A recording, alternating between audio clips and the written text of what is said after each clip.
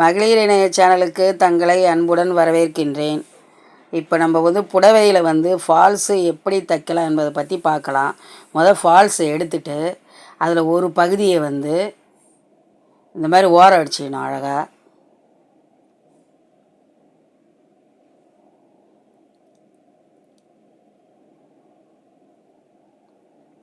அடுத்தது புடவையை ஓரம் அடிச்சுட்டு அந்த ஓரம் அடித்த பகுதி கீழ்ப்பகுதியிலேருந்து 22 இன்ச்சஸ் மார்க் பண்ணி அங்கே ஒரு டாட் வைக்கணும். எதனால் 22 இன்ச்சஸ் வைக்க சொல்கிறேன்னா, அப்போ தான் புடவையை நம்ம இடுப்பில் சொருவி இப்படி சுற்றும் போது சுற்றளவு உங்களுக்கு கரெக்டாக வரும்.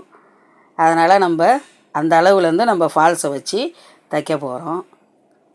இப்போ என்ன பண்ணணும், அந்த மார்க் பண்ணதுலேருந்து நம்ம தைச்ச ஃபால்ஸை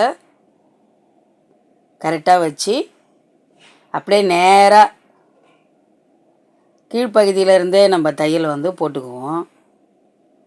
எதனால் நான் இந்த கீழ்ப்பகுதியிலேருந்து தையல் போடுறேன்னா, மேலேருந்து நம்ம தையல் போட்டோன்னா கீழே இது இறக்கணும் வரும், சுருக்கலாம் வரும் நடுவில்.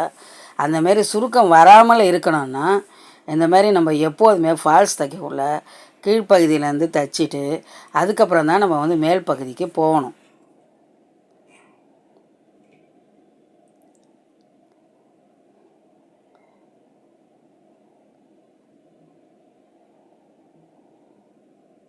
உங்களுக்கு தைக்கிறதும் சிரமம் இல்லாத வரும் இந்த மாதிரி தைக்கிறதுக்கு. இப்போ இந்தமாரி தைச்சிட்டு லாஸ்ட்டில் மடித்து வச்சு அந்த இடத்துல தைக்கணும். லாஸ்ட்டில்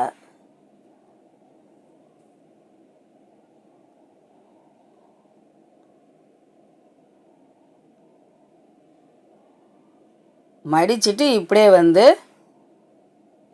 திருப்பி வச்சு தையல் அடிக்கணும் எண்டில். இப்போ நம்ம நூலை கட் பண்ணி வெளியில் எடுத்துடலாம்.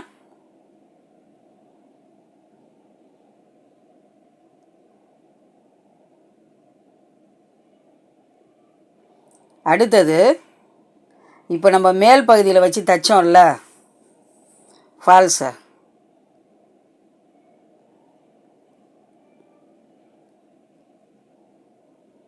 இப்போ அந்த பகுதியிலேருந்து அப்படியே இந்த பக்கம் திருப்பி இந்த மடித்த பகுதி இப்படி நேராக வச்சு தையல் போடணும்.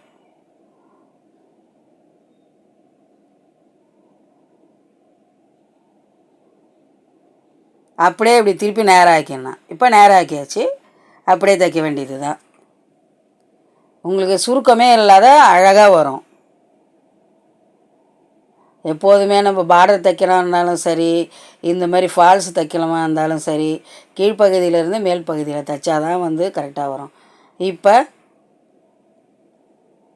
தைச்சிட்டு இப்படியே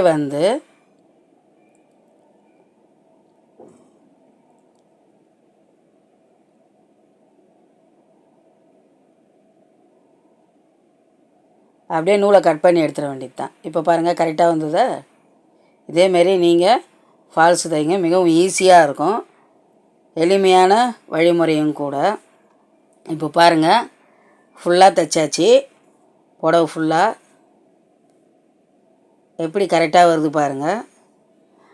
மேலும் சேனலை சப்ஸ்கிரைப் பண்ணுங்கள், லைக் பண்ணுங்கள், கமெண்ட் பண்ணுங்கள்.